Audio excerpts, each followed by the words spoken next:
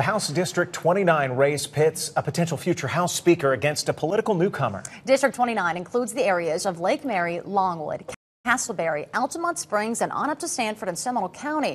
It was redrawn in friendly fashion with 41% Republicans and 33% Democrats. WESH-2 political reporter Greg Fox is here with an in-depth discussion with both candidates. Greg? And we want to get right to a setup with Mike Clelland, Democrat in this race. We don't know as much about you. You're a retired firefighter. You're an attorney now. What exactly would you do, or do you have a specific goal if you are elected to go to Tallahassee, and what do you want to accomplish there? Well, there are two things in this race that are important to me and I think are important to voters, and that is funding public education and creating jobs. And I think the two are inextricably intertwined. The other thing I want to push, and what I'll propose if I get to Tallahassee, are ethics reform. We have a real problem with disclosure in this state. Integrity Florida, which is a nonpartisan, nonprofit watchdog group out looking for the integrity in politics, has dubbed Florida #1 in federal public corruption. That needs to change. And I have a three-pronged approach to propose, hopefully in a bipartisan way, more broad disclosure, more comprehensive disclosure. Let me jump in here. You're going to be the House Speaker in 2014 if reelected, Chris Dorworth. Do we need ethics reform? Absolutely. There's an organization, Integrity Florida, that has brought forth many of the suggestions Mr. Clelland referenced, and they're good ideas. I mean, there are some weaknesses in our process, and I think that we owe it to the voters, we owe it to the people, we owe it to ourselves to hold ourselves to the highest possible standard. So, I mean, I got to tell you something. He listed off three things. He listed off jobs, funding public education, and ethics reform, and I share that with him. And there's not going to be a lot of air between us because I think those are three of the top things facing us. Let's talk about some things where you may see things a little differently. Back in 2011, Governor Scott, yourself, other Republican lawmakers passed what was essentially a $1.3 billion cut for schools. And a lot of people have been giving the Republicans a lot of heat about that. First of all, was that the right move? I know some of that money was restored this year, but was that the right move then, and why? Well, let's kind of address what you just said. First of all, yes, I think it was the right thing to do at the time, but you can't tell that story without saying that last year we put $1 billion of that $1.3 billion back into the public education. But you will admit that it did not make up for the full $1.3 billion cut. Again, one of the facts that we have to just deal with is that the economy has been weak. And unlike other states who chose to maintain all sources of spending, we opted to cut spending back so that we didn't have to raise taxes, so that we could expedite our return. And I think we did that. I think we've been very disciplined. We managed to raise no new fees, create no new fees, not raise taxes, and ultimately bring public education back to where it was 2 years ago. Mike Clelland, was that the right move or the wrong move? It was completely the wrong move, especially in light of the fact that the budget approved millions and millions of dollars in tax giveaways and tax incentives. So it's a priorities issue. Seminole County is all about schools. That's why we move there. That's why businesses try to go there and thrive. That's what keeps property values afloat in Seminole County. Schools is it. We don't have the beaches. We don't have the Space Coast. We don't have the big downtown. We have schools. And the state failed us tremendously when they cut that out of public education.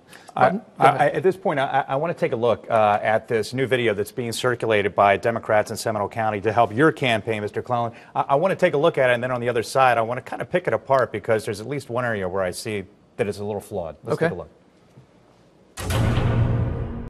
Mr. Dorworth, you and Rick Scott took $1.3 billion away from our schools last year. Bright Future scholarships were slashed.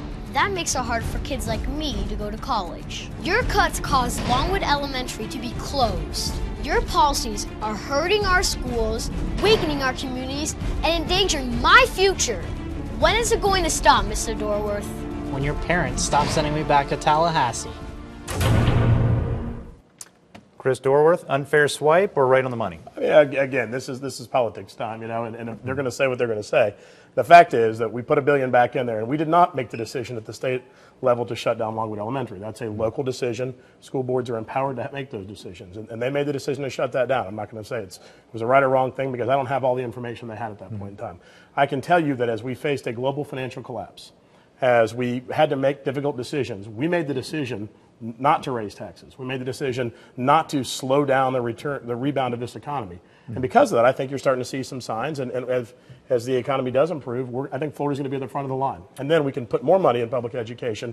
But the worst thing to do is to do what I think Mr. Clelland's colleagues in the House would do, and that is to raise taxes and to get into a mold of what Illinois or California's in, which is essentially a death spiral. I mean, once you start raising taxes, businesses start leaving. Once they start leaving, you have to raise taxes. And it goes on and on until the state's virtually bankrupt. I want to hear what Mike Clelland has to say about that, but you would acknowledge, especially in that particular video, the Longwood Elementary timing was that decision was being made months and months leading up to the actual decision by the governor and Republican lawmakers to slash $1.3 billion. So essentially that Longwood Elementary decision had been made at or close to that time and before those cuts took effect in July of that year. You would agree that? Well, right? Not really. Notwithstanding that, the indirect result of that school closing was the state gutting public education. Now, I would ask Mr. Dorworth how he reconciles this gutting of public education with these unaccounted for tax giveaways and incentives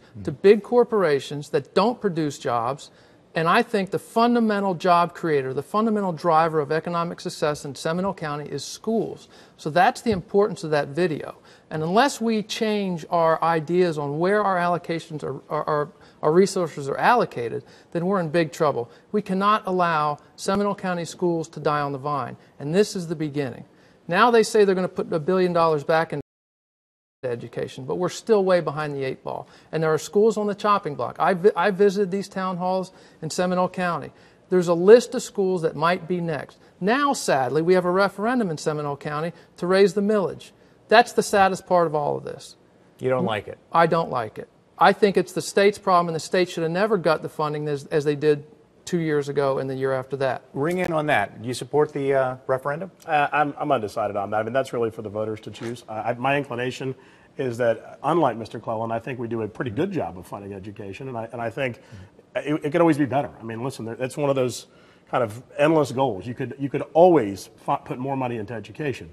I think we do a good job of educating our youth, making sure they have schools available to them that challenge them when it comes to the arts, to academics, to exposing them to things that they need to be successful in this world. So there's a lot of language that says we're gutting this. It's not true. It's an inaccurate statement. For 1 year, as the economy as we experienced the byproducts of the global financial meltdown, we had to make a temporary cut in education of $1.3 billion. The next year, we put $1 billion back into it. So yeah, we're down $300 million. But when you contemplate the billions and billions of dollars less that comes into the system, I think we did a good job, and we were able to do, I'll say it again, without raising taxes, without creating new fees, and while maintaining a disciplined budget that will allow us, when the economy comes back, to lead the way. You mentioned the budget. I want to ring in on this right now.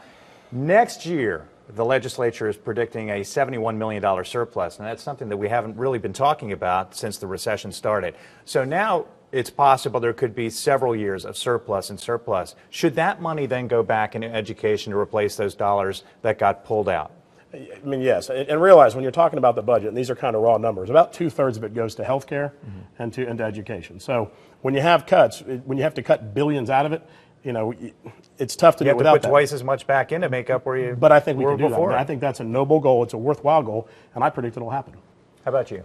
Absolutely, it should go. And we should also close the tax loopholes, and we should also hold big corporations accountable when they come here with all these incentives and they don't create jobs. One more thing. Taxes were raised last year. They were raised big time on the working class. Teachers, firefighters, police officers, and all public servants. They had to contribute 3% to their pension. But that's not the issue. The issue was it was a tax on their salaries. It was couched in such a way when it was brought through the legislature that this money was going to bolster the Florida retirement system because there was some study out there that says it was underfunded, when in fact it was funded.